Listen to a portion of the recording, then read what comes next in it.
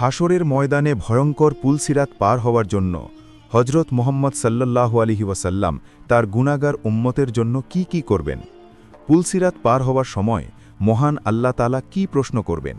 সর্বশেষ যারা জাহান্নামে থাকবে তাদের কিভাবে উদ্ধার করে জান্নাতে প্রবেশ করানো হবে। আসসালামু আলাইকুম প্রিয় ভাই ও বোনেরা, মহাবিচারের সেই ভয়াবহ দিনের কথা স্মরণ করুন, যেদিন কেউ কারো হবে না। পিতা তার সন্তানকে ভুলে যাবে, স্বামী স্ত্রী একে অপর থেকে পালিয়ে বেড়াবে।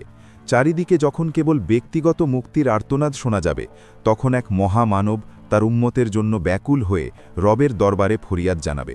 তিনি আমাদের প্রিয় নবী হজরত মুহাম্মদ সাল্লাল্লাহু আলাইহি ওয়াসাল্লাম। তার আকুল সুপারিশের পরই শুরু হবে মানবজাতির চূড়ান্ত হিসাব নিকাশ। সর্বপ্রথম প্রশ্ন করা হবে নামাজ সম্পর্কে।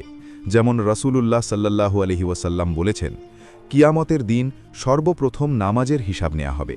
যদি নামাজ সঠিক হয় তবে বাকি আমলও সঠিক বলে গণ্য হবে, আর যদি নামাজ ত্রুটিপূর্ণ হয় তবে বাকি আমলও ত্রুটিপূর্ণ হবে। এরপর আরও 5টি প্রশ্ন করা হবে। 1. নিজের বয়স কোথায় কাটিয়েছ? 2. নিজের যৌবন কোথায় ব্যয় করেছ? 3. নিজের সম্পদ কোথা থেকে উপার্জন করেছ? 4. কোথায় খরচ করেছ? 5. নিজের অর্জিত জ্ঞানের উপর কতটা আমল করেছ? এরপর আমল ওজন করা হবে। যার নেকির পাল্লা ভারী হবে সে জান্নাতের অধিকারী হবে, আর যার পাল্লা হালকা হবে তার ঠিকানা হবে জাহান্নাম। তারপর আসবে পুলসিরাতের পর্যায়। প্রিয় দর্শক, পুলসিরাতের আগে আরও একটি পর্যায় আসবে, যাকে বলা হয় হাউজে কাউসের। এই হাউজ হাসরের ময়দানে থাকবে। যখন হিসাব নিকাশ শেষ হয়ে যাবে তখন মানুষ গরমে অটিষ্ঠ হয়ে পড়বে। সেই সময় তারা হজরত মুহাম্মদ সাল্লাল্লাহু আলাইহি ওয়াসাল্লামের হাউজ দেখতে পাবে, যেখানে তিনি দাঁড়িয়ে থাকবেন এবং নিজের উম্মতকে পানি পান করাবেন। আমাদের প্রিয় নবী হজরত মুহাম্মদ সাল্লাল্লাহু আলাইহি ওয়াসাল্লাম বলেছেন, নিঃসন্দেহে হাউজে কাউসারের পানি দুধের চেয়েও সাদা, মধুর চেয়েও মিষ্টি এবং বরফের চেয়েও ঠান্ডা। এর সুগন্ধ কস্তুরীর চেয়েও উত্তম এবং এর কাছে রাখা পানপাত্রগুলো আকাশের তারার সংখ্যার চেয়েও বেশি। যে ব্যক্তি এর থেকে একবার পান করবে সে আর কখনো তৃষ্ণার্ত হবে না। বর্ণনায় এসেছে যে নেককার ব্যক্তিরা পুলসিরাত পার হওয়ার আগেই হাউজে কাউসার থেকে পানি পান করবে। হাউজে কাউসারের পর আসে পুলসিরাতের সেতু। পুলসিরাত এমন একটি সেতু যা প্রত্যেক মানুষকে জান্নাতে প্রবেশের জন্য পার হতে হবে। এই সেতু জাহান্নামের উপর স্থাপন করা হবে, যা চুলের চেয়েও চিকন এবং তরবারির চেয়েও ধারালো হবে। হজরত আবু সাঈদ খুদরি রাদিয়াল্লাহু তাআলা আনহু থেকে বর্ণিত আছে যে রাসূলুল্লাহ সাল্লাল্লাহু আলাইহি ওয়াসাল্লামকে জিজ্ঞাসা করা হয়েছিল, ইয়া রাসূলাল্লাহ, পুলসিরাত কেমন হবে? তিনি উত্তরে বলেন, সেটি হবে একটি পিচ্ছিল জায়গা, সেখানে কাঁটা ও আঁকড়া থাকবে। মুমিনরা সেই পুল পার হবে, কিন্তু সবার গতি হবে ভিন্ন ভিন্ন। কেউ চোখের পলকে পার হবে, কেউ বিদ্যুতের গতিতে, কেউ পাখির মতো, কেউ ঘোড়ার মতো, আর কেউ উটের মতো। তাদের গতির এই পার্থক্য হবে তাদের আমলের কারণে। কিছু লোক সহজে জাহান্নাম থেকে বেঁচে পার হয়ে যাবে, কিছু লোক আহত হবে কিন্তু পার হয়ে যাবে, আর কিছু লোক আহত হয়ে জাহান্নামে পড়ে যাবে।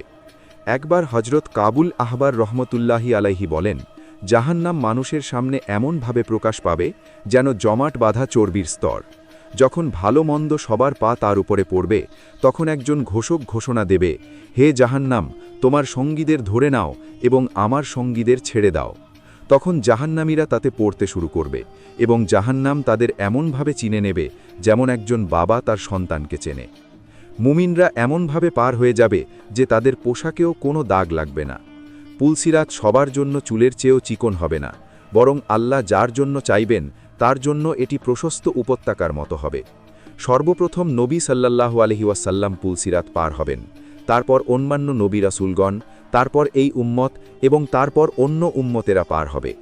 বর্ণনায় এসেছে, আল্লাহ তাআলা হযরত দাউদ আলাইহিসসালামকে বলেন, হে দাউদ, তুমি কি জানো পুলসিরাতের উপর দিয়ে সবচেয়ে দ্রুত কারা পার হবে?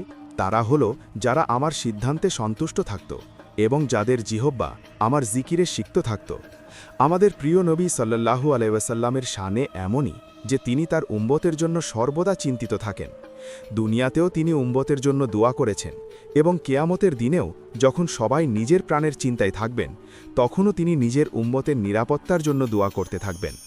রাসূল সাল্লাল্লাহু আলাইহি ওয়াসাল্লামের বাণী, তোমাদের নবী পুলসিরাতে দাঁড়িয়ে রাব্বি সাল্লিম বলে দোয়া করতে থাকবেন। ফেরেশতারাও আরজ করবেন, হে আল্লাহ, শান্তিতে পার করে দিন। এটাই তো সেই মহান মর্যাদা যা আল্লাহ তার প্রিয় হাবিব সাল্লাল্লাহু আলাইহি ওয়াসাল্লামকে দান করেছেন। তিনি সাক্ষাৎ রাহমত এবং শাফিউল আজম, মানে সর্বশ্রেষ্ঠ সুপারিশকারী। সত্য এটাই যে তার দোয়া না থাকলে কেউ পুলসিরাত পার হতে পারত না। প্রিয় দর্শক, যারা নিজেদের পাপের কারণে জাহান্নামে যাবে তারা সেখানে কিছু সময় কঠোর শাস্তি ভোগ করবে। যখন তাদের শাস্তি পূর্ণ হয়ে যাবে তখন আল্লাহ তার রাহমতে তাদের জাহান্নাম থেকে বের করে জান্নাতে প্রবেশ করাবেন। হজরত আবু সাঈদ খদরি রাদিয়াল্লাহু তাআলা আনহু বর্ণনা করেন যে রাসূলুল্লাহ সাল্লাল্লাহু আলাইহি ওয়াসাল্লাম বলেছেন, জান্নাতীদের মধ্যে সর্বনিম্ন স্তরের ব্যক্তির অবস্থা এমন হবে যে আল্লাহ তার মুখ জাহান্নাম থেকে জান্নাতের দিকে ঘুরিয়ে দেবেন। সে একটি ছায়া দানকারী গাছ দেখতে পেয়ে আরজ করবেন, হে আমার রব, আমাকে এই গাছের কাছে নিয়ে যান। আল্লাহ তাকে সেখানে পৌঁছে দেবেন। তারপর সে আরও ভালো একটি গাছ দেখে তার কাছে যাওয়ার আবেদন করবেন। আল্লাহ তার আবেদনও কবুল করবেন। এরপর সে এমন একটি গাছ দেখবে যার পাশে পানির ঝর্ণা থাকবে এবং সে তার কাছে যাওয়ার জন্য প্রার্থনা করবেন। আল্লাহ তাকে সেখানেও পৌঁছে দেবেন। তারপর সে জান্নাতের দরজা দেখতে পাবে এবং আরজ করবেন, হে আমার রব, আমাকে জান্নাতের দরজার কাছে পৌঁছে দিন।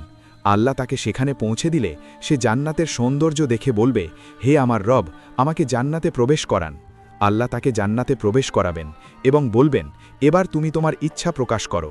সে তার সমস্ত ইচ্ছা প্রকাশ করলে আল্লাহ বলবেন, তোমাকে তোমার সমস্ত ইচ্ছা দেয়া হলো এবং তার সাথে আরও 10 গুণ বেশি দেয়া হলো। এরপর সে তার জান্নাতি মহলে প্রবেশ করবেন। সেখানে 2 জন হুর তাকে স্বাগত জানাবে এবং বলবে, সমস্ত প্রশংসা সেই আল্লাহর জন্য যিনি আমাদেরকে তোমার জন্য এবং তোমাকে আমাদের জন্য সৃষ্টি করেছেন। সে খুশিতে বলবে, আমাকে যা দেয়া হয়েছে তা অন্য কোনো জান্নাতিকে দেয়া হয়নি। পরিশেষে আমি আল্লাহর কাছে দোয়া করি, আল্লাহ যেন আমাদের জাহান্নামের আগুন থেকে রক্ষা করেন এবং জান্নাতে প্রবেশ করান। আমিন।